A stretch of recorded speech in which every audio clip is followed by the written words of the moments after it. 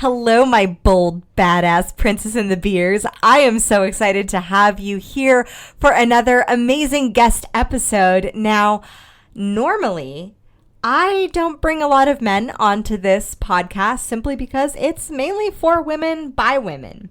But there are some men who, we could call them woke, but there are some men that just have the ability to connect empathically on such a deep level and who are able to have that embodiment of both the masculine energy of drive and ambition and goal-gettedness and have that feminine sort of energy of empathy, sensitivity, awareness, presence.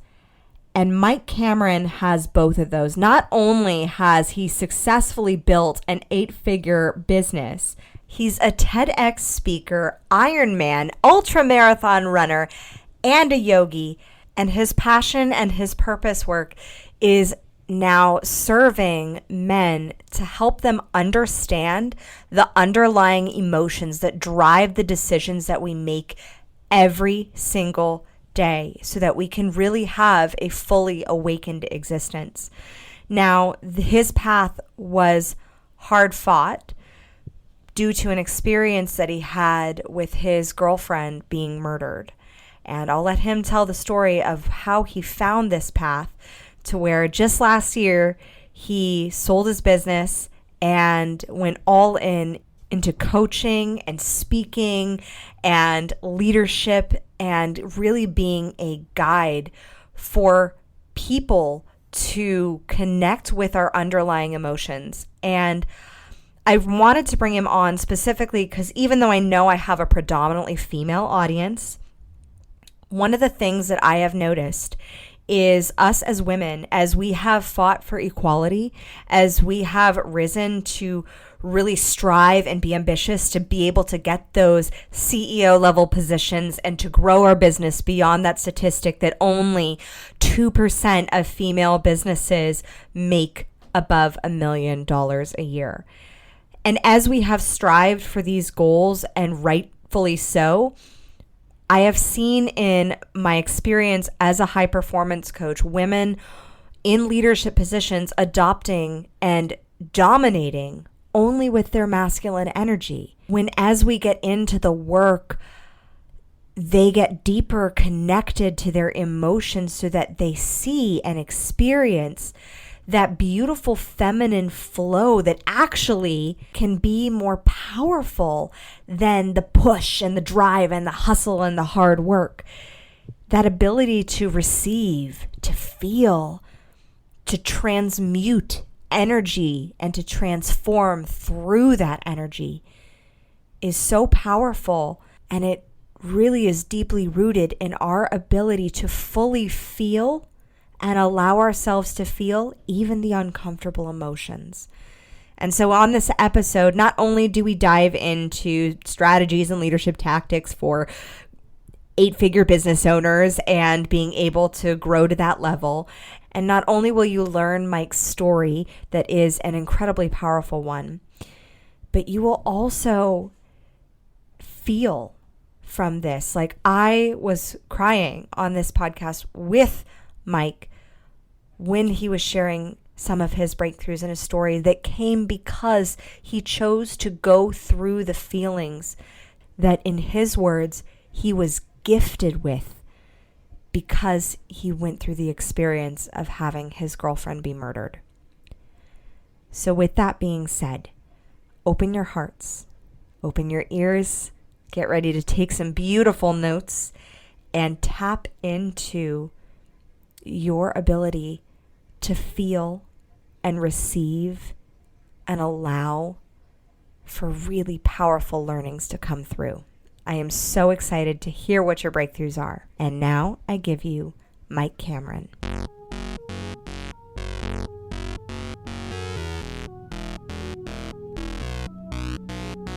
Welcome to the Princess and the Bee podcast, the place to be to build your empire as queen of your body, business, and life.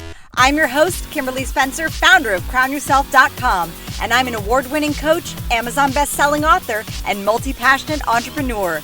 Each week, I give you the systems, strategies, and success stories to help you master your mindset, communicate with ease, and triple your productivity so you make the income and the impact you deserve.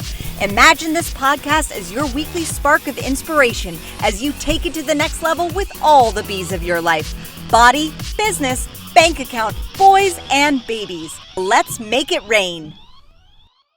Hello, my amazing princess and the beers. Welcome back. And I'm so excited for this episode because I have the second man ever to be on this podcast. Well, actually, if you don't count my mastermind that happened earlier.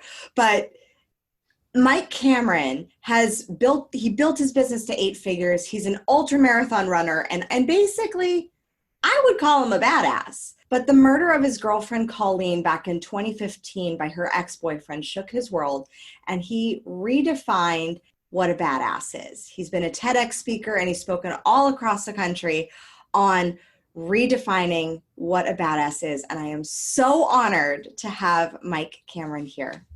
Kimberly, thank you so much for having me. I am really looking forward to this conversation. We had such a good chat the first time we met. I think this is going to be a lot of fun.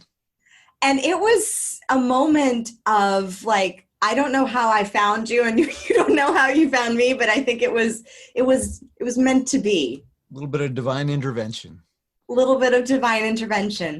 So I would love to hear a little bit about your story, about this horrible experience that you went through back in 2015, and how did that cause you to question how emotion affects behavior? Well, it's interesting. I'm going to take it back further than that, because that was just sadly another of the sort of clues along the way. I started, I kind of joke as a speaker, we all look for sort of these interesting origin stories.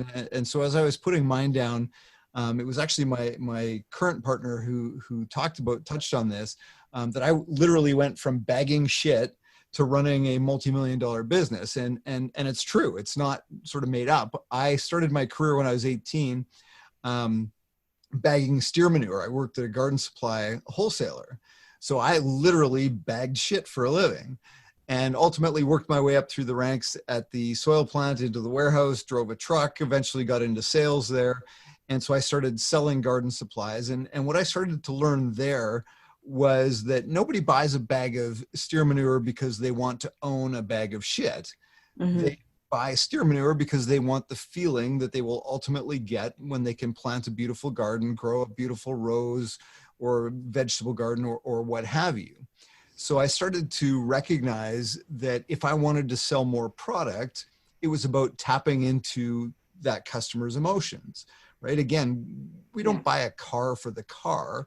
We buy a car because it's going to make us feel like a baller, or it's going to make us feel like whatever.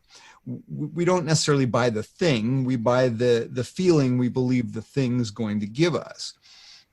And I started learning that, like I said, real early in my sales career. And eventually I hit the ceiling at the garden supply company, went on to get into finance. I played hockey with a guy that was selling financial instruments, and he was having lots of fun, making lots of money. And I was 23 years old, and I said, okay, how do you do that? And so he showed me, or he told me what I needed to do. And eventually worked my way into a sales capacity selling financial instruments, investments. And that was kind of when I had my next lesson in we buy on emotion justified by logic. And that was, I was working in downtown Vancouver, British Columbia, Canada at the time, which is, one of our largest cities in Canada on the coast, and very urban and very affluent. And at 26 years old, I walked into the Porsche dealership because I was doing well. I was single and I was making lots of money and having lots of fun. And certainly a guy like that, a young guy like that, needs to have a Porsche, right? And so I walked into the dealership, and Bill, the sales guy, he knew full well this concept that we buy on emotion and we justify it with logic. And so, he had me sit down in this Porsche, and he stroked the leather and he said, oh, doesn't that feel nice? How does that feel wrapped around you? Put your hands on that steering wheel. What does that feel like?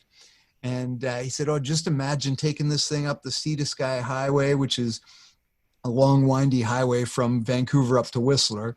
It's right along the ocean. It's just a gorgeous highway, but it's lots of twists and turns. And of course, Porsches are well known for their handling capabilities. So, this was a guy that understood that we bought on emotion, because I got to tell you, there is nothing logical about buying a Porsche when you're 26 years old. That car, so I bought the car.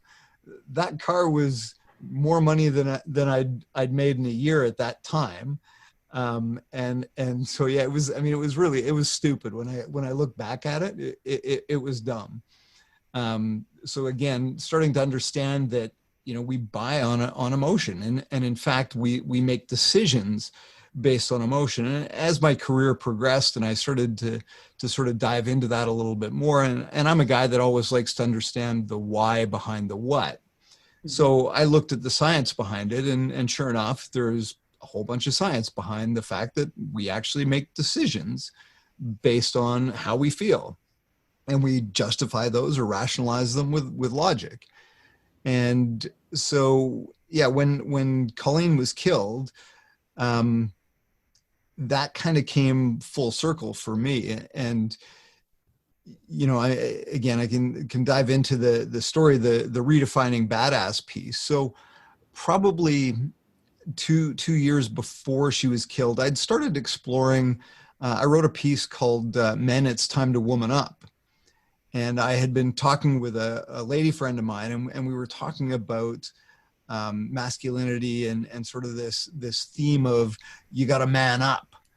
And I sort of joked with her at the time, and I said, it's really a shame because, we're encouraged to suppress, avoid, or remain stoic in the face of our emotions. And I said, really, we should be using the phrase, it's time to woman up.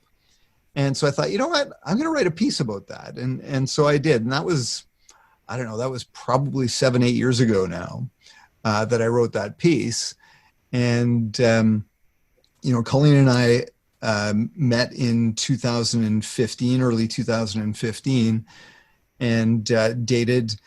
And she used to always tease me about how much of a badass I was. And, I ran a business. I was a rock climber, or she got me into rock climbing. I did yoga. I did Ironman at the time.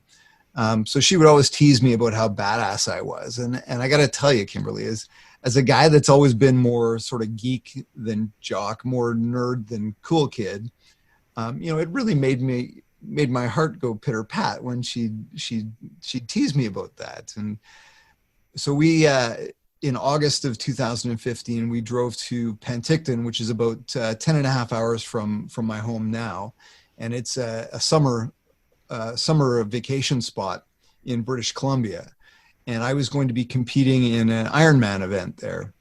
And it just so happened my 65-year-old aunt lived in Penticton. And Penticton is a place that I grew up summering at and visiting my aunt and uncle up there. And so we went, and I was competing in an Ironman there. And after the race, we ended up at my aunt's place for dinner. And she starts telling us this story.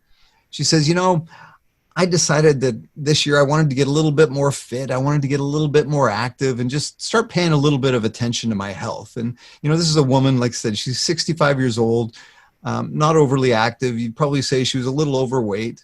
But she went on to talk about how she decided she wanted to get a little bit more fit. So she signed up for the 5K fun run before the big race that I competed in. And she's telling us this story, and she says, I knew full well that I was going to finish dead last, but I didn't care. I wanted to do it anyways. So I lined up at the back of the pack because the last thing I need is these kids passing me along the way. So I lined up way at the back of the pack, and, we're just smiling and listening to her tell this story.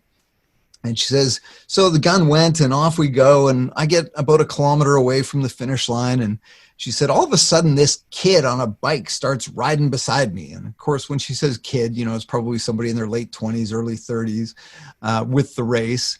And she says, I looked over at him. I said, you're here because I'm last, aren't you? And he says, yep, I'm afraid so. He says, but you're doing great. You're doing great. And he starts cheering her in. And they run the last little bit in, and they get to within 100 or so meters of the finish line. And he looks at her and says, I'm going to ride ahead and let him know that you're still out on course. And she's like, oh, no. He says, yeah. So he rides ahead, and she looks up and she can see that they're already tearing down the finish line. They're already packing up the PA system. Like, she's that far last. So they set everything back up. And to the organizers' credit, not only do they set everything back up, they send a fellow by the name of Jeff Simons out to run in with her. And Jeff Simon is a local Penticton boy. He's a professional triathlete. I think he won the 2017 Melbourne Ironman. So like, he's a badass when it comes to triathlon. So she finishes telling us this story and gets up to clear the table. And so Colleen and I are just left there sitting by ourselves. And Colleen just looks at me and she goes, you know what, Mike? She goes, now that's fucking badass. And I went, yup. Like, I finished middle of the pack. So, you know, running an Ironman, finishing middle of the pack, I mean, sure, it takes a little bit of training, but there's not a whole lot of guts or glory in that. But to compete in an event that you know full well you are publicly going to finish dead last, that takes some courage. That takes some balls, so to speak. And so that entire drive home, I saw you wince at that one. It's funny because Betty White has a quote. She says, you know, balls are soft and mushy, but a vagina, that takes a pounding. Yes, I love that. I love that quote. Because I was like, not so much. Yeah, you're welcome to call me on any of my bullshit. Anyways, so the entire 10.5-hour drive home, Colleen and I talked about, you know, what does it really mean to be a badass? And especially in the context of masculinity. And we were listening to Tim Ferriss had Brene Brown on his podcast. And he asked her something to the effect of, you know, what do you think of the over-feminization of boys in our school systems? And I kind of went, huh? But she handled it brilliantly. And she said, you know, I don't believe that masculine and feminine are mutually exclusive. She said, in fact, I think that perfect combination of tough and tender is the exact equation for badassery. And it just, boom, like that was it. That spoke to me. And so again, we talked the entire way home about, you know, what does it really mean to be a man? What does it really mean to be a badass?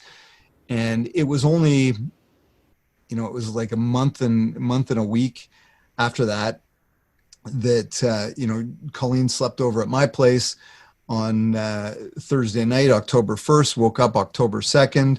She was a yoga instructor, so she got up and was supposed to be teaching at 6 a.m. Friday morning, and got up, got dressed, came around my side of the bed, gave me a kiss. I said, have fun at yoga, and I rolled over and went back to sleep, and got up around 6:30, came downstairs a little after 7. I shot her a text and said, hey, how was yoga? Kind of as was our custom. And I didn't hear back from her, which, you know, I didn't think much at the time because while she wasn't a huge talker, she's an incredible listener. And as a result, would often get into these long drawn out conversations with her students afterwards. And she had 5 kids. So, you know, who knows, something occupying her time wasn't out of the ordinary.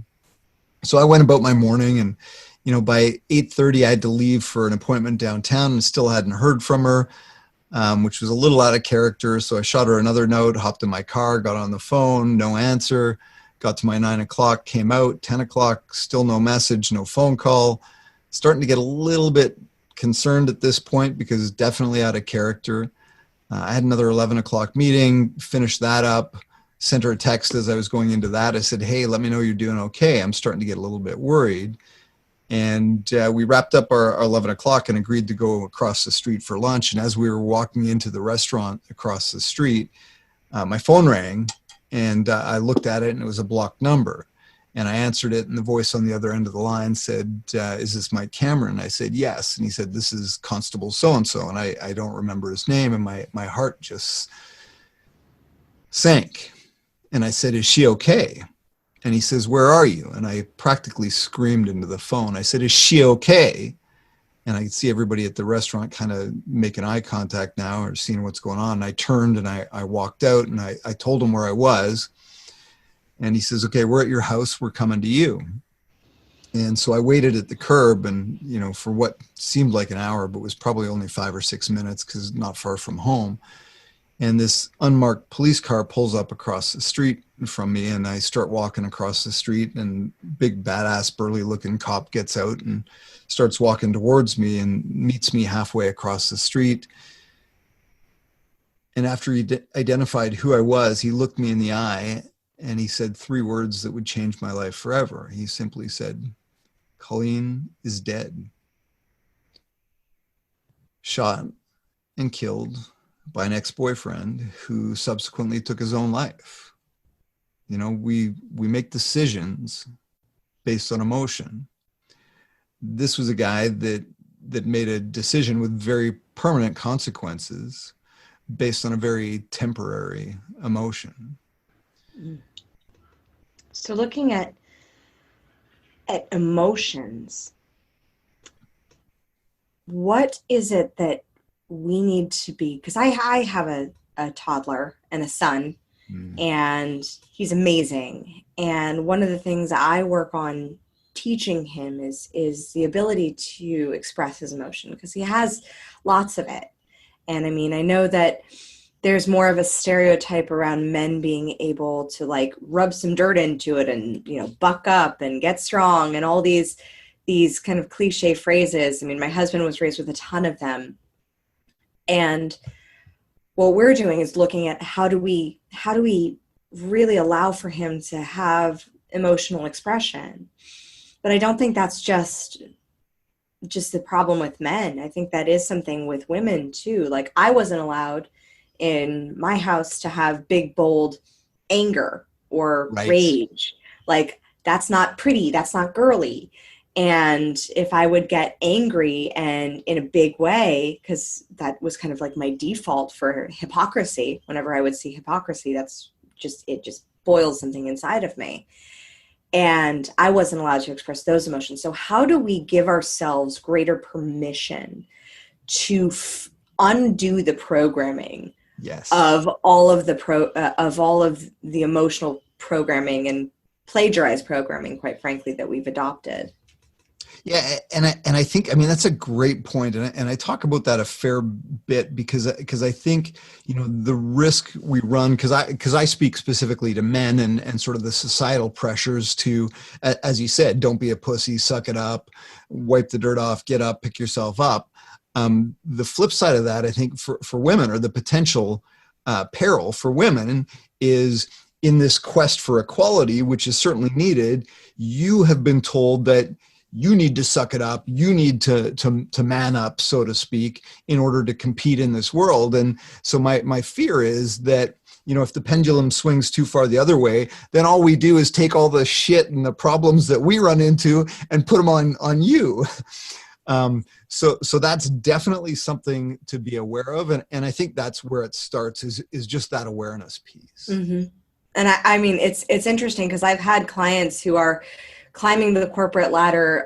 One of my clients in particular, she's a lawyer, and she said, "Kim, I got to tell you, it's never been the men that have held me back." She said, "Yeah, maybe they'd make some like lunchroom offhanded comment, but it was never actually trying to hold me back." She said, "It was actually the women." And there's this cattiness that happens when women adopt this hyper masculinity. And I don't mean that they're like, get dressed in all butch, but like it's a masculine energy that is very dominant, forceful, pushy, and it's got its great qualities as well. It's got the ambition and the drive and the push. How do we find that dance and that balance between the two? Yes. So again, for me, for sure, awareness is really the key. And I use the acronym SOAR. Slow down, open up, accept, and reconnect. Slow down. Just take that pause. Take that breath. And open up, for me, it's twofold. First, we have to open up to ourselves. And again, I'm speaking from a guy's perspective. For sure, our tendency is to not open up, even to ourselves. Like, we don't want to allow whatever we're feeling to come up. So just opening up to allow whatever is there to come up. And then the second part of that open up is sharing.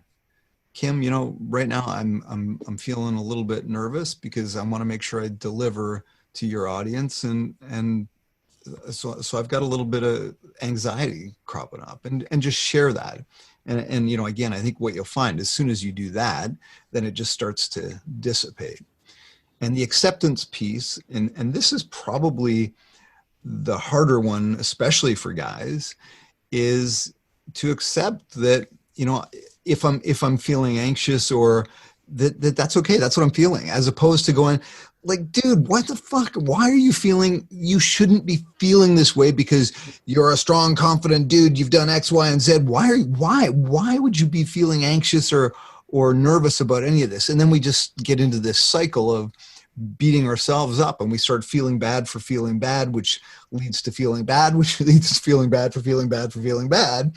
And it becomes this downward spiral. So we just really have to learn to accept. And then the R, once we slow down, we open up and we accept, then we can reconnect with that emotional part of ourselves. And I love that you brought up the toddler thing, because I use this as an example for anybody that's a parent and has toddlers. That we weren't born emotionally disconnected. Our toddlers, and until we teach them otherwise, they're pretty damn good at expressing their emotions. And emotionally resilient too. Like, they express it, it comes out, and then it's good.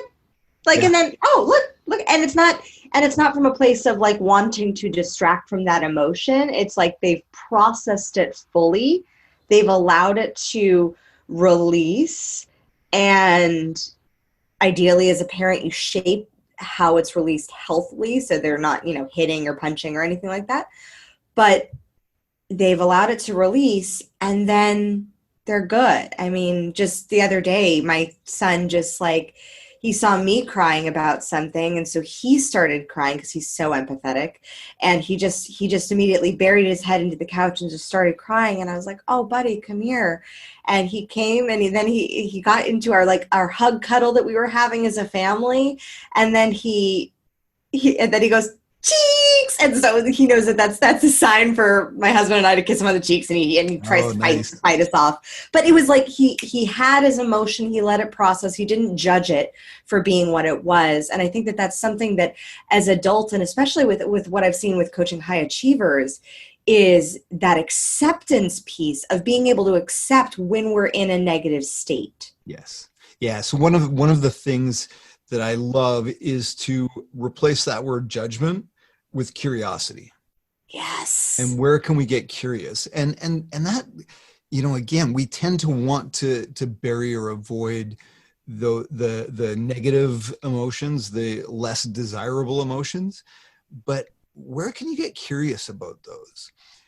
And for me, that was a game changer. So when Colleen was killed, I had a friend of mine, a yogi friend of mine out of Montreal, had sent me an article. It was a letter to Rachel by a fellow by the name of Ram Dass. And I don't know if you're familiar with Ram Dass. You told me about it. Yeah. Okay. Yeah, right. We did talk about that. Yeah. But that letter to Rachel was it was game changing for me in that letter. So Rachel was a young girl who was brutally murdered. And Ram Dass had written this letter to her parents. And there were three major pieces that came out of that for me.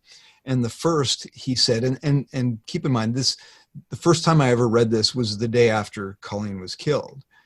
And I've probably read that 200, 300 times since that day. He says, "Who among us is strong enough to remain conscious through such teachings as you are receiving? Probably very few." And then the second piece he talked about is our rational minds will never understand what has happened, but our hearts, if we keep them open, will find their own intuitive way. And then the third piece was, now is the time to let your grief find expression, no false strength. For your grief is Rachel's legacy to you. And, again, that who among us is strong enough to remain conscious through such teachings as you're receiving? And I made a very deliberate decision that I was going to afford myself of this opportunity to feel these feelings, like, and I can feel them coming now. Like, this is not an opportunity I would wish upon my worst enemy, but Kimberly, who the fuck am I to squander this? Right? Like, I can't change it. I can't go back in time. So, you know, I could bury myself in a bottle. I could distract the shit out of myself. I could do any number of things to avoid it. But how many of us ever get the opportunity to feel that deeply? Not very many. Mm-hmm. And so, like I said, who am I to squander that? So when I could get curious about that and start to observe that with wonder and not judge it. And, you know, there were times, and I say this every once in a while, and one of these days I'll do it, but I took you know, there were times where I would just collapse on the kitchen floor and I would just lose my shit. I would just absolutely fall apart. And I remember I took a selfie in one of those moments, because I thought, you know what, we always take these selfies and these, hey, look at me. But whoever takes a selfie when they got that ugly, nasty, gross cry going on? And so I did. And I've still got that. I've never shared it, but it's one of the things that I will at some point, just because I think, you know, especially in this social media age, you know, we share all the happy-go-lucky stuff, but we don't necessarily share. And again, not that we need to air all of our dirty laundry, but a little bit of reality is not a bad thing. And so, you know, again, just being able to experience that depth of emotion and get curious about it and observe it with wonder and just dive into it and embrace it and learn from it was incredible. And still to this day is, you know, as I tell this story every time, I feel it again. And, you know, it's much more, it's been almost 5 years now, which blows my mind, absolutely blows my mind. Yeah. But it's just, again, the depth, the richness of life that she has given me is incredible, like absolutely incredible. You know, as I choke up as I think about that, because it's so fucking not fair, but it's such a gift. It's such a gift. I love the fact that you said not fair, because something that I've been studying myself is this cognitive bias that we have, which is called the just world bias, where our brains are trying to make logical sense about something that's not fair, something that's unjust, something that happened. And what I've seen is when it's less, there are some people who are more prone to blame outside of themselves. And then there are some people who are more prone to blame inside of themselves. And what I've seen is when typically high achievers experience something that's not fair, they're much easier to blame inside of themselves because they know that they can change. Right. What I've seen is that this just world bias, because it's the bias that basically says, well, what did that person do to deserve that? You know, and then we can't make logical sense of that. Or what did I do to deserve this? If it's something that's bad that's happened to us. And then it really fucks with that perception of what is it that we deserve. Yes. So how have you remedied or dealt or processed with what you feel you deserve through this and what you believe that you deserve through this? Yeah. And again, I come back to that quote in the letter: our rational minds will never understand, but our hearts, if we keep them open, will find their own intuitive way. And so if we're going to look at this from what I deserve, and this is still so hard for me to say, but she gave me such a gift, like such a gift. It's fucking incredible. Like, yeah. So, I mean, I struggle with feeling worthy of the gift she's given me. That's what I struggle with. I don't struggle with, I didn't deserve this to happen to me. I struggle with, am I worthy to carry this gift that she has given me? And that's why I have these conversations, because I have an obligation to take this out to the world and share this gift with others. And that to me, just, I think I told you, I sold my business in December of last year so that I could do that. Great timing to hit the road on the speaking circuit, eh? COVID, woohoo! Guess we're not doing a whole lot of that anymore. But look at the amazing timing, because it brought you to the Princess and the Bee podcast. It totally did. And that I am grateful for. So yeah, that whole, the deserving piece, again, I come back to this, and I hate to be so cliche with the everything happens for a reason bullshit, but like, it just, things unfold the way they're meant to unfold. And, when you talk about that inner responsibility, that's the subtitle of my book, is when something's got to change, maybe it's you. And for me, that came about as a result of, after she was killed, I had so many people that surround me and pat me on the back, and, they'd shake their head and they'd say, Mike, something's got to change. Something's got to change. And that became my mantra for a while. And every morning I'd wake up, I'd go brush my teeth, I'd look in the mirror and I'd shake my head and I'd say, fuck, something's got to change. Something's got to change. And then one day I added those 3 words that shifted everything for me. And I just looked in the mirror and I said, something's got to change. Maybe it's you. Mm-hmm. And that's when I started to look at, what can I do with this? How can I better show up in the world for this? And that's not an easy thing to do, but really being able to take full responsibility of how you show up, regardless of what has happened to you. That's critical. And this is one of the things I talk about with the people I coach. Like, again, you can point fingers all day long, but the only thing you've got control over is right here.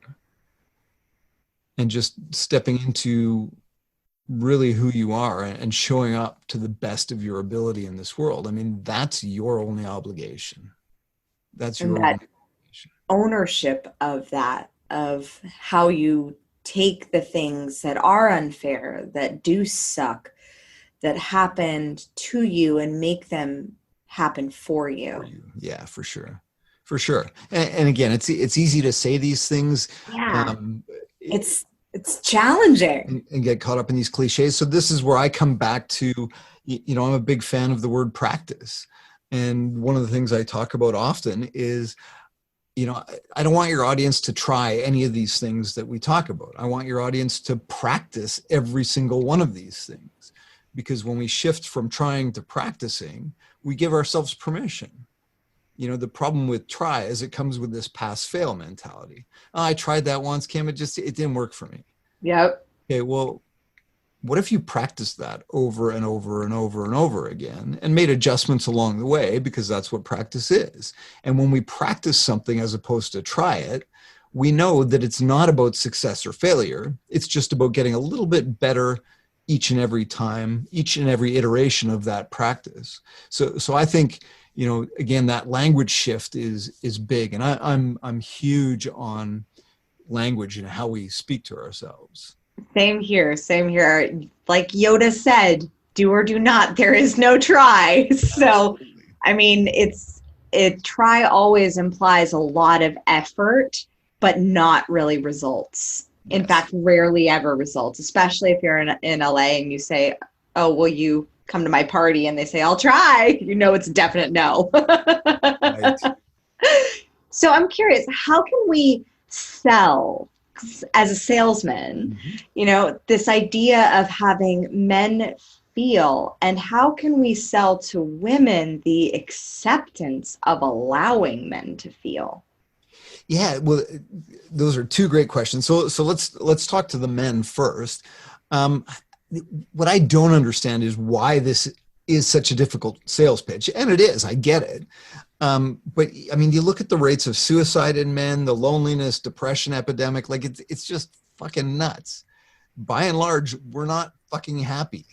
So if you're not happy and something's got to change, maybe it's you, right? So try it on for size, practice it, see how it works for you. I would suggest that when we can take the time to actually process these feelings, sit with them, observe them with wonder, you know, and this is what I talk about. Like, true strength isn't about suppressing, avoiding, or burying your emotions. True strength is about having the fucking courage to let them come up and sit with them and learn from them what we can. You know, it's so funny that we get called a pussy or a sissy or a, you know, I get called a soy boy all the time because I am empathetic and feel like. One of the guys in one of the forums I'm involved in said something to the effect of, oh, be careful with these guys. Some of these men are so empathetic and nurturing that they practically lactate.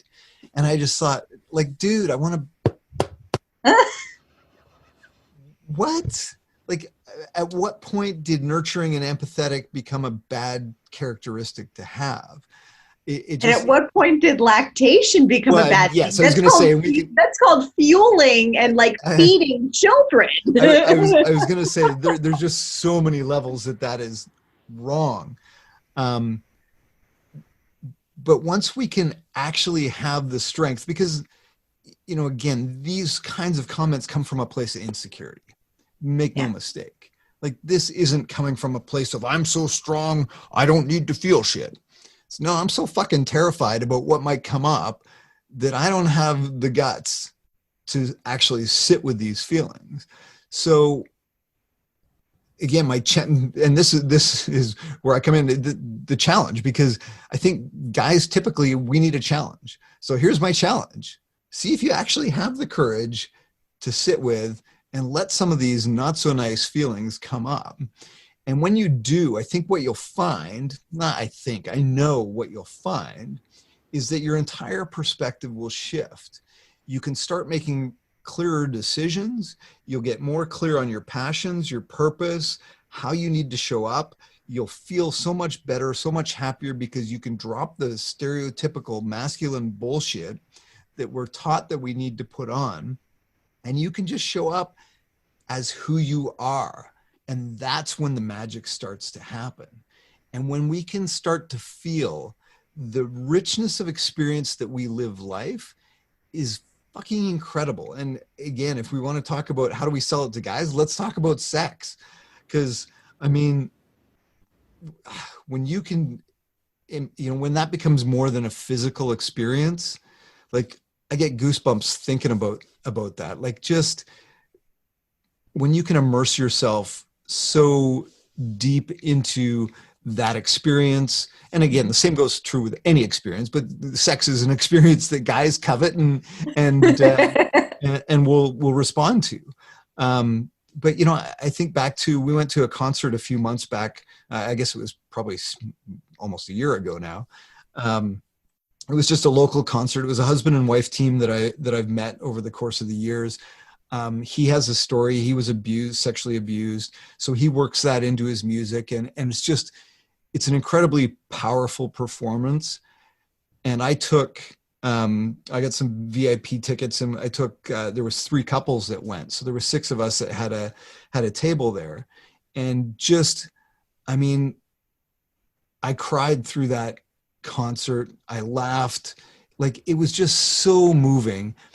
The depth of experience that I had at that concert, the richness of experience that I had with those friends was incredible. And I tell you, 10 years ago, there's no way I would have been able to look back. And again, it was a small little concert in a 250 seat local auditorium with a local musician that was one of the most impactful concerts of my life. Like, it was incredible. So to be able to, like, I don't know what more of a sales pitch you need than to be able to, it's like living life in black and white versus living life in 4K high-res color. Like, that's the difference. And when you can wake up every day, you know, I think back to the sort of the Disney cartoons, the birds chirping, Bambi bouncing in the field. And, you know, again, it's just being able to live this richness of experience is so, so gratifying. And I can assure you, once you get there, you will never, ever, ever go back.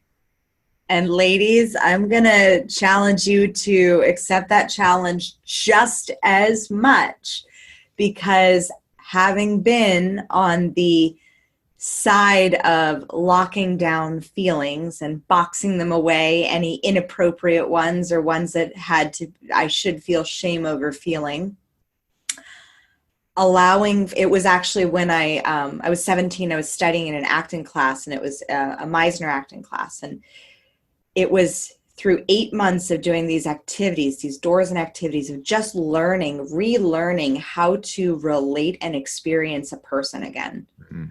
It brought humanity back to me. It brought awareness. It brought feeling. It brought that moment in the mirror for me, it was with my eating disorder, that I said, I've been spending all my time blaming all of these other people and all of these other things. And yet maybe it's me that needs to change. And that ability to tap into allowing for the feelings. And there's a great part in Glennon Doyle's book, Untamed, that she talks about feelings kind of being like this package.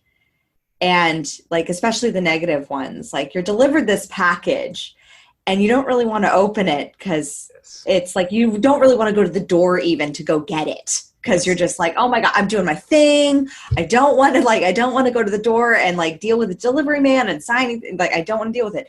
But when you finally receive it and you get it, once you open that box up, you're able to get so many learnings and awarenesses and understandings about yourself that were just cloaked in the package of a feeling.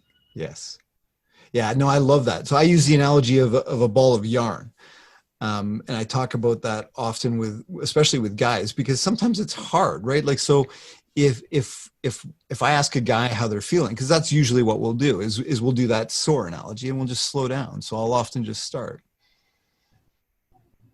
with maybe a couple of minute meditation and just let's slow down. Let's just settle into this space and start to notice, what are you feeling? And it's, maybe it's, I feel shitty. I feel crappy. Okay, well, what is that?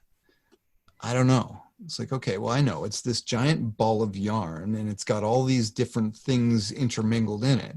So let's just start to pull it one thread at a time and unpack those. Is there anger in there? Yeah. Okay, well, let's pull on that thread. Let's pull on that string of yarn and see what comes out. And so, yeah, I love that package analogy because it's this giant bundle. And when we can start to unpack that package and we can start to identify the component pieces that are in that package, that's when we can start to recognize why we're doing some of the behaviors that we're doing. And especially, if you've got a pattern of behavior that you want to change, that's where it needs to start, because it doesn't start with the behavior. It starts with the feeling. So there's a feeling that drives that behavior. And I think that's the problem often that we run into, and you could speak to this from an eating perspective, I'm sure. That's never really been an issue for me, but, there's a feeling that drives the behavior, whether that's, if we want to maintain a workout routine, whether we want to maintain a diet, we can't brute force the behavior. We have to address the emotion that drives that behavior. If we want to, we can brute force it for a time, but it's not going to be sustainable in long term. So yeah, we absolutely need to receive that package, open it gently, and start to unpack all those little things that are inside it. Yep, untangle that ball of yarn. I'd love to know, because when building a business, I mean, you've built a multi-million-dollar business, and there is something that I've noticed with a lot of entrepreneurs where they get this identity around being a badass from the struggle and the story of suffering that they're going through, of how hard they're working to build this thing. So how can we redefine badass in the terms of business? Oh, there's a lot to unpack there. I mean, we could do an hour on that for sure. But yeah, I mean, the struggle piece, I come back to, I talk often about getting more done with ease than with effort. And I think sometimes we get in our own way. And I know for me, for sure, I work so fucking hard. I remember when I was, 19, 20, and I remembered thinking how I looked forward to being busy. Like I was excited about the day when my calendar was entirely full so that I was busy and I was this badass business dude. And that's what I chased. And, so we fill ourselves with this busyness. Maybe it's productive, maybe it's not. But what I've found over the years was that I could actually get more done with ease than with effort. And, I'll give you a couple of analogies. So Colleen taught me to climb. And I remember that was one of our favorite things. We'd go to the climbing gym. And I remember as I was learning, I would climb like a dude. Like I would muscle through everything. And Colleen down from the ground would often yell up at me and she'd yell, "Climb like a girl, climb like a girl." And what she meant was like, I've got my arms flexed and I'm gripping so tight and I'm trying to brute force myself the way up the wall. And if you watched her climb, long limbs, always straight arms, graceful. So, with climbing, if your arms are bent, you get pumped out because you're putting all this effort on your arms. Whereas if you just hang on straight arms and you sort of climb like a spider monkey kind of thing, it's so much easier. And it's not about brute forcing. It's about employing grace and ease to get up that wall. So that was kind of her mantra for me to remind me, climb like a girl, climb like a girl. Not to, hopefully that doesn't offend anybody, but it was just, she had this ease about her of how she climbed. And, we think I'm up in Canada and hockey is kind of our national pastime. And we often talk about, oh, that guy was holding the stick too tight, gripping the stick too tight. When a good player's having a bad game, we'll talk about how they're gripping the stick too tight. They're putting too much effort into it. They're not getting into that flow state and just doing what comes natural to them.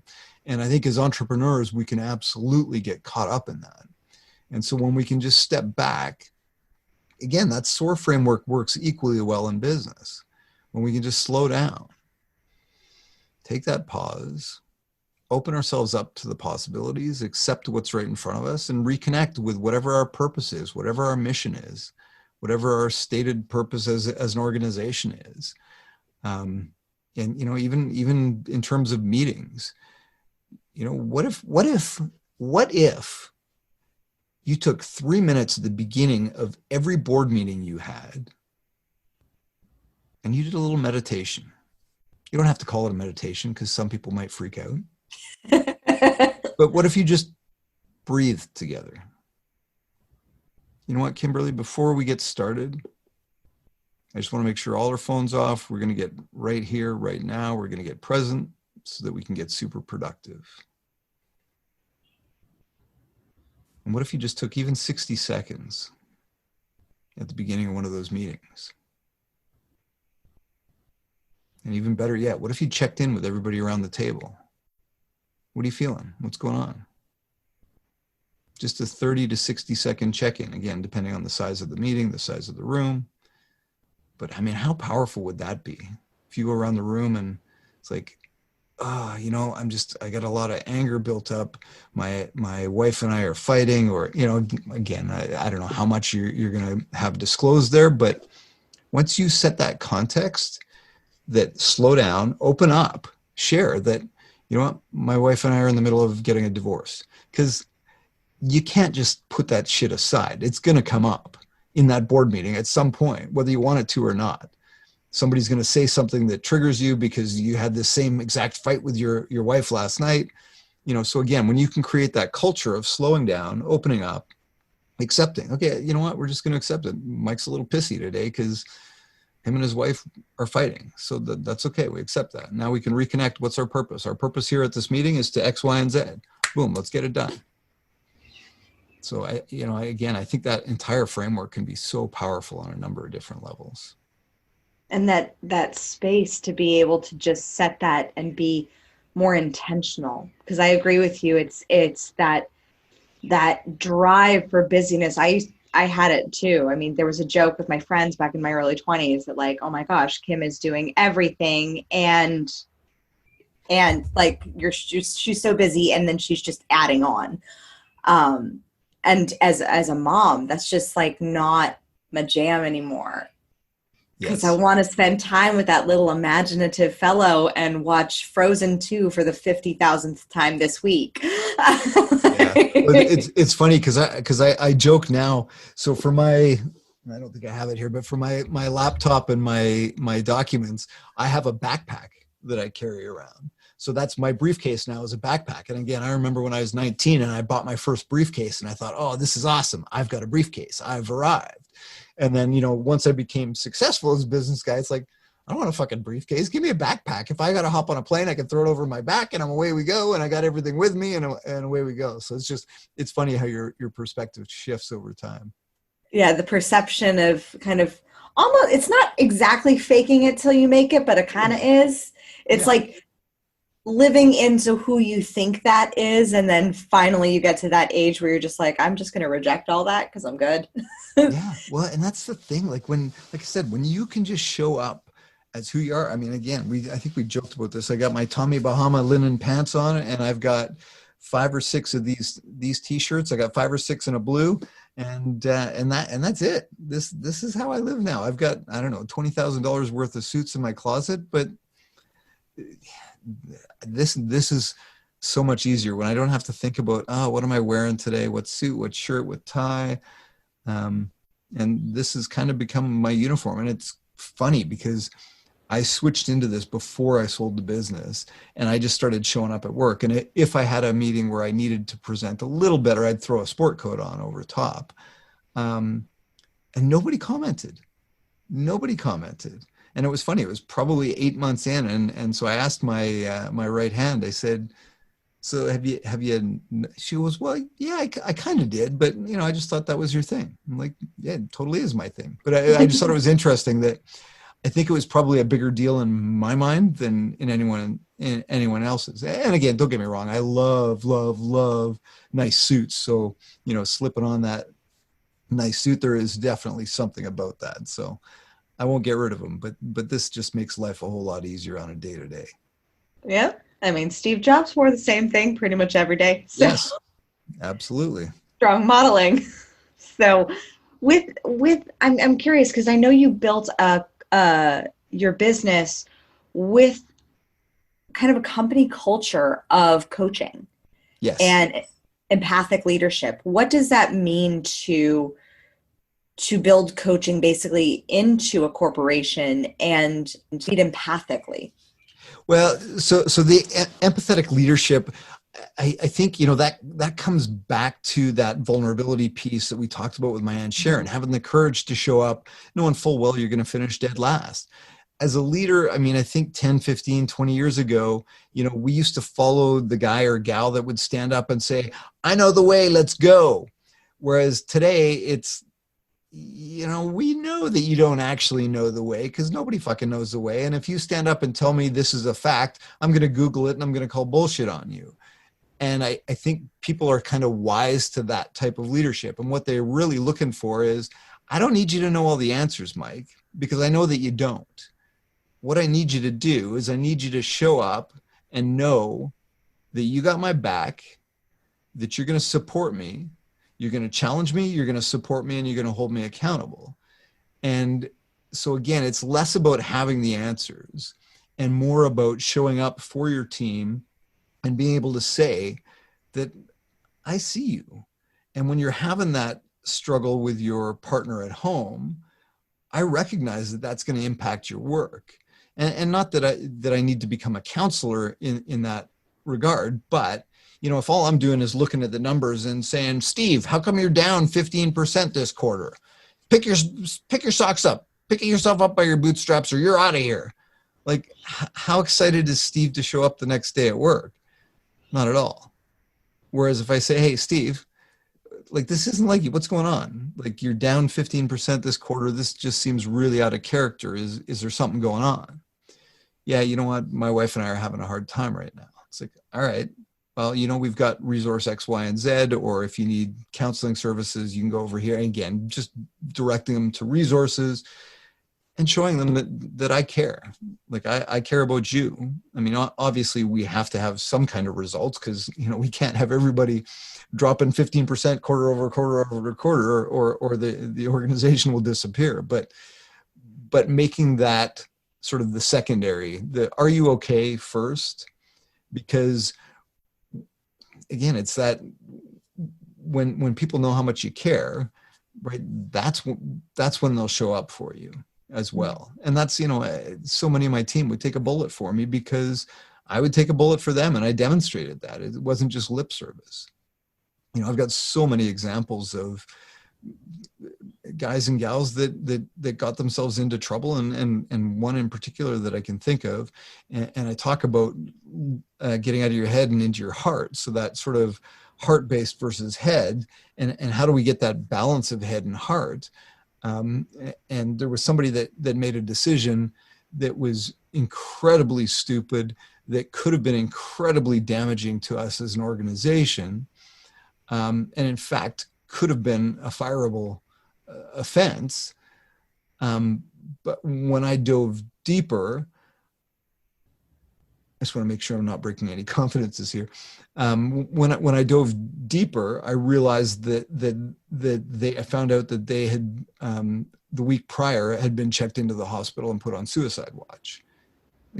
They were having a really tough go of life at the time. And I didn't know it, except that I took the time to, rather than ream them out for the mistake they made, that again, it could have been incredibly damaging to us as an organization.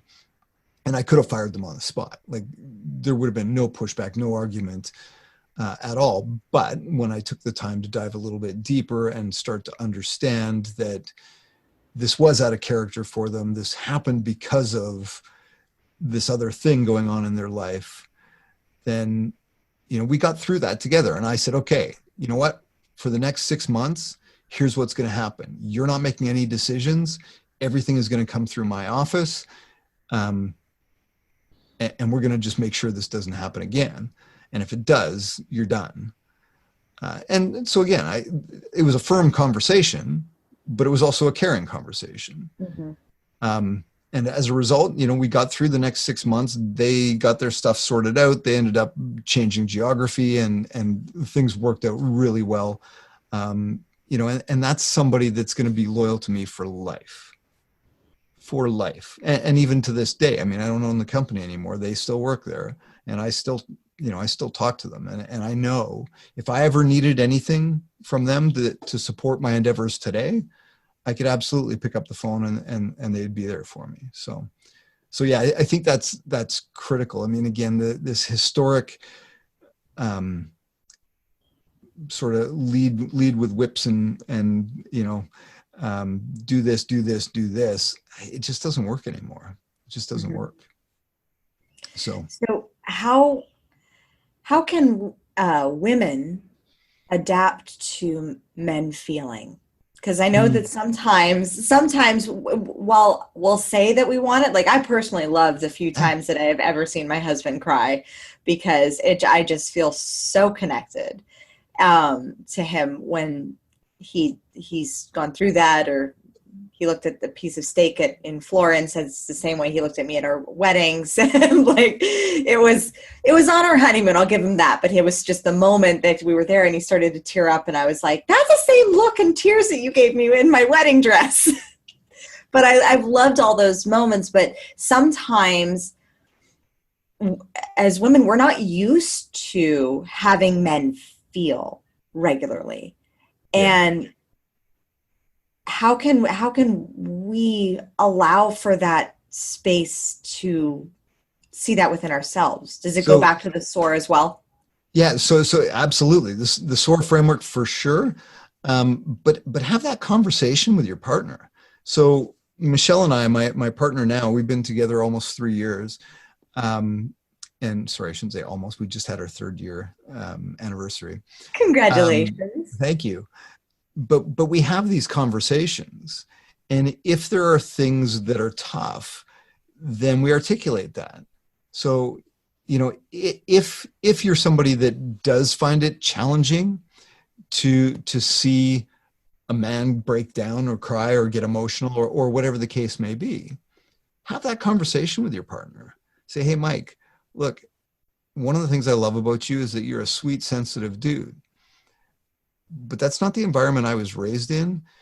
And so there are times when it can make me feel really fucking uncomfortable. So if I respond a certain way that makes you go, jeepers, what the hell? Just understand that that's where I'm coming from. And that's one of my favorite relationship books is Hold Me Tight by Sue Johnson. I don't know if you've read that. No, I haven't. She talks about raw spots and understanding there's raw spots. And usually that awkwardness or uncomfortableness with somebody expressing emotion comes from a raw spot, something internally that you've got struggles with.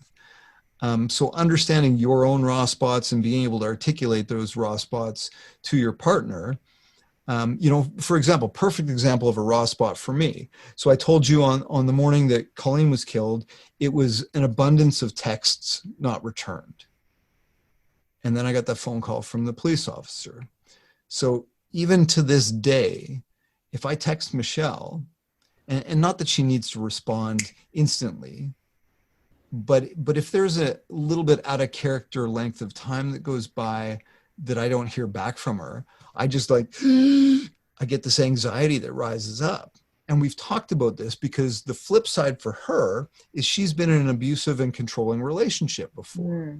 So, you know, for me to say to her, I need you to respond quickly, you know, is going to set her raw spots on edge and say, who is this dude that's trying to control me? Whereas for me, it's got nothing to do with control. It's just, hey, babe, like I need you to understand that when I don't hear from you, it's totally okay because I don't expect you to be hyper responsive, but I just need you to know that there's a little piece of me that goes, so if I react in a way that you're going like, dude, it's been 3 hours that I didn't reply to you. Why are you losing your mind? Just understand that that's why it's coming from a place of, I love you and I'm terrified that I'm going to lose you. It's not coming from a, I want to control you place. Right. So, and just having those conversations so that you can allow your partner to do that. And again, I'm talking about an intimate partner relationship, but certainly, again, this is some of the potential perils that we talked about. Women in leadership is feeling like they have to, quote unquote, man up to be effective leaders. And I think the exact opposite is true. If we had more empathy shown in leadership, you know, I mean, again, you're down in Australia, look across the way there to Jacinda in New Zealand, and she just does a brilliant job of employing empathy in a leadership context. And I think, you know, we could all learn a lot from that. So for the women, and I joke about this, when I talk about this in the context of guys, I say, you know, ladies, we weren't born knuckle dragon mouth breathers. We've been conditioned to become that way, and it's going to take us time to uncondition that. So have a little patience with us, for one, and two, allow it. And I get that it can be uncomfortable, and I can get that it can be awkward. You know, and my message to when I talk about grief is own your grief. Someone else's awkward isn't your problem. So I would just say, from a woman's perspective, if there's awkwardness or uncomfortableness, then just take a look in the mirror and say, hey, why is that? Why is that? And not that there's anything wrong with feeling that way, because you feel what you feel, but maybe just, again, that SOAR framework, just slow down, open up, accept what's there, and reconnect with your objective. If your objective is to help create a better humanity, a better relationship with somebody that can really show up as their authentic self, if that's your objective, If that's what you need to reconnect to, then slow down, open up, and just say, okay, what is it that I'm feeling? And again, being able to communicate that is huge. Even on a leadership perspective, if you've got a sensitive man that reports to you, and that's hard for you, just being able to say, hey, Mike, look, I know you're a really sensitive dude. I've worked really hard to bust my ass to get to where I am, and I still struggle a little bit with that sensitivity. So just understand that for me, that sometimes a bit of a challenge. I'm here for you. I care about you, but I sometimes struggle with that a little bit. And then again, once you've opened that up, it's like, and it's not this elephant in the room, and it just gets so much easier. I hope that answers your question. Yes. And I think one of my favorite parts about your SOAR framework is that you don't have the big F in it. Fix. Yeah. Oh God. Yes. Oh yes. So let's talk about that. Yeah. You don't have, It's not accept and then you have to fix it, or you're supposed to fix it. It is acceptance of just what is in the present moment, and then reconnect with purpose. Yes. And then from there, the process will evolve, but the fixing, it's not a fixing. I would love to know what your thoughts are on fixing. So I love that, because that to me, and I can't believe we haven't got there already, but that is kind of the key to the entire equation. So one of the things, and again, back to that communication things, one of the things that Michelle and I have talked about very early is that I don't need you to fix me. I don't need to fix you. And sometimes what I will do when I'm at my best, I will ask you, if we're having a conversation, I will say, okay, Kimberly, before we get going, do you want empathy or do you want strategy? And then I know, okay, so especially as a leader, right? Sometimes as a leader, you are in a position where you do need to give strategy. You do need to kind of fix, if you want to say. But having that conversation and saying, do you want empathy or do you want strategy? And learning, and especially for guys, that's hard, learning to hold space for somebody else, and especially another guy. Like, and we talk about, when a guy starts to express emotions, for guys, like, I just, if there's 10 guys in a room and one guy starts feeling, the 9 guys are kind of looking at each other like, what the hell is going on? What do we do with this? I don't know how to do this. And we want to fix things. One of my best examples of that holding space was a conversation with my daughter. I can't remember if I told you this one. But we were out for coffee with my 16-year-old daughter, and I was talking about all of this work I do with men and how important it is for men to feel, and it kind of went on and on and on. And I said, do you understand why this is important? And I said, this is important, and this is critically important, because emotionally connected men don't kill people. And as I said that, the first few times I said that, I couldn't say that without falling apart. And so as I said that to her, I started to fall apart, and I started crying in the middle of a crowded coffee shop with my 16-year-old daughter. And I just immediately went into this, I got to fix this mode. And I, sat up straight, and I adjusted myself, and I started trying to pick myself up. And to her credit, she just sat there. She gave me a little smile. She just looked at me.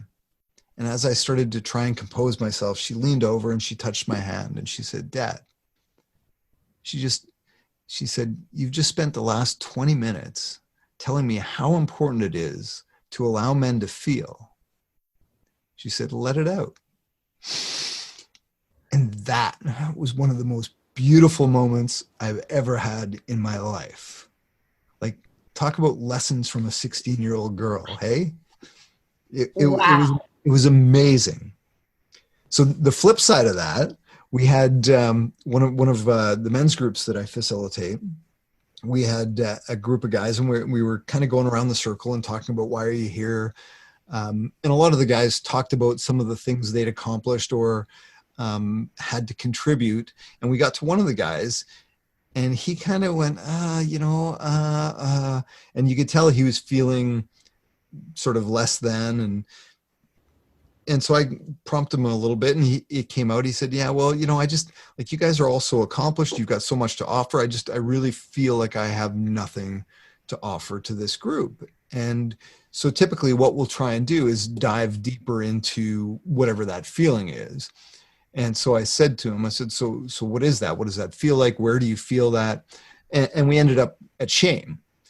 So he started talking about shame. And as soon as he hit that, and you could see it wash over him, every single one of us in that room, myself included, started to try and fix that. Oh, no, dude, no, you got so much to offer. You've got so much to contribute. And we started fixing. And afterwards, I thought that is the exact opposite of holding space. Rather than let him, because as guys, we don't go there. Like, we don't let ourselves ever get there, but he was there. He was sitting in that shame. And what a gift it would have been if we could have sat with him in that shame and just let him feel that and explore that in the safety of a bunch of other dudes, and just really look at that and say, what does that feel like? But instead, we jump to the fix. And so, yeah, for me, that holding space piece, that not fixing things, is so critical, because when we try and fix things, we don't ever actually heal them. We don't let them run their course, and we don't embrace the process. Mm-hmm. And my husband says, to his community, says, you can't fix him because he ain't broken. Yes. And there's a misperception that I think a lot of us have then when we have these negative emotions, that there's something wrong with us. Yeah. That there's something broken. And I mean, I know, because that was one of the beliefs that was driving the behavior of having an eating disorder. And it wasn't until I allowed myself to recognize my own wholeness, and that I just was a glass that had some murky water in it, but I was totally whole and full, just as a little murky with some negative emotions and crappy beliefs. Yes. That allowing that to pour out, to fill it up with some good clean water. Yeah, change definitely. The game. I like that analogy a lot. So I love this conversation. I would love to move into a little bit of rapid fire. All right. If you're ready, willing, and able. So who is your favorite female character in a movie or book, and why? Oh, yeah. I don't know. I think actress. I always think Sandra Bullock, and I don't know why. I don't know. What woman would you want to trade places with just for a day? Oh, Jacinda Ardern. Yeah. Yeah, she's doing some awesome work down there in New Zealand. And what if your palace had a curse jar, a swear jar? How much money would be in it per day? And then where would you reinvest it? I would be broke. It would be full every day, because I fucking swear a lot. Where would I reinvest it? I would reinvest it in, again, trying to communicate out to guys that, again, feeling isn't fucking weakness. And again, this is where I love being able to have this message, because I do some pretty non-weak things. So it makes it hard for the other guys to challenge me on that. But yeah, that's where I'd reinvest it. What message do you want to share with the world? I think I already have an idea what this one is. What do you think that is? It's okay to feel. Yeah. If you had to have your success at twice the speed, how would you have done it differently? If I had to have my success at twice the speed, well, again, it comes back to that slowing down. I think if as counterintuitive as that sounds, when you slow down, you can actually often move a whole lot faster. And I see that in my running training as well. And we do that, the long, slow runs on the weekends.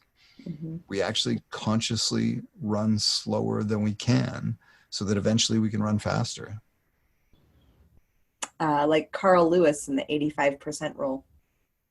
I'm not familiar with his 85% rule. Oh, so there is, so you know the sprinter Carl Lewis. Mm-hmm. Yeah. Yeah, so he was being studied as like why he was always at the back of the pack and to start with, but then he would always finish first.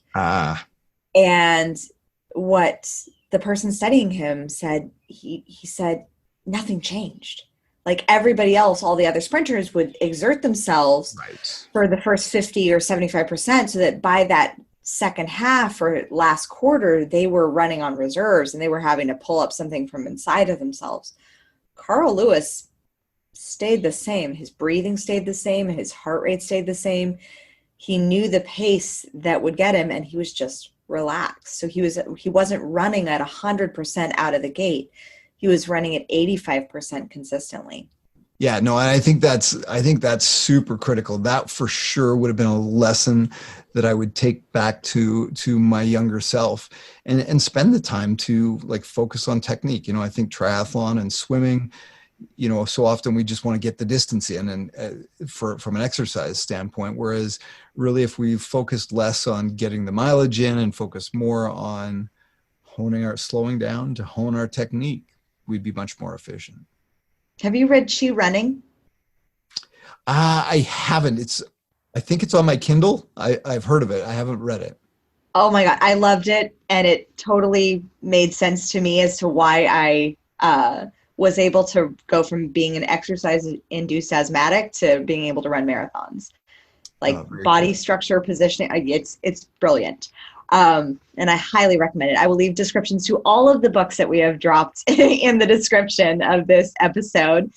And last, two more questions. One, what do you define as your kingdom? As my kingdom? Yes. What is my kingdom? I think the entire earth is my kingdom. The world is your oyster. Yeah, I don't know. I don't know that I would want to be pegged to a kingdom, because that seems to me like somewhat constraining. Like I would have to stay in my kingdom. I want to roam the world. So you just claim the whole world as your kingdom. I'm claiming the whole world. Perfect. And lastly, how do you crown yourself? How do I crown myself? Well, I'm going to need some help with that one. It's totally, it can be taken literally, metaphorically, any way that you choose to take it is perfect and right for you. I crown myself with beer. That is my little reward. I love beer. So I like to celebrate little wins. I like to find ways to celebrate. So and I think that is a lost art as well, is the ability to celebrate the small wins. We were talking about this this morning on my live show. The ability to celebrate the little wins to help motivate you, keep you moving forward. But it's something that, again, we put these giant goals and milestones on our vision board, and we don't celebrate until we get there. And I think we really need to crown ourselves for getting out of bed every morning. I love that. Mike, it has been such a pleasure to have you on. I have learned so much. I have loved our conversation. Where can we find you? How can we work with you? How can we refer people, our husbands and sons and brothers and fathers to come? MikeCameron.ca is the website. I've actually got a workshop coming up. I don't know when you're going to drop this, but September 8th, I'm starting a 4-week workshop for men. And MikeCameron.ca is kind of the home to everything. You can go to MikeCameron.ca/Facebook. We'll kick you over to my Facebook page where I do a live broadcast every morning at 8:30 Mountain Time. And I'm all over the place online. So awesome. And we will leave all the links in the description below.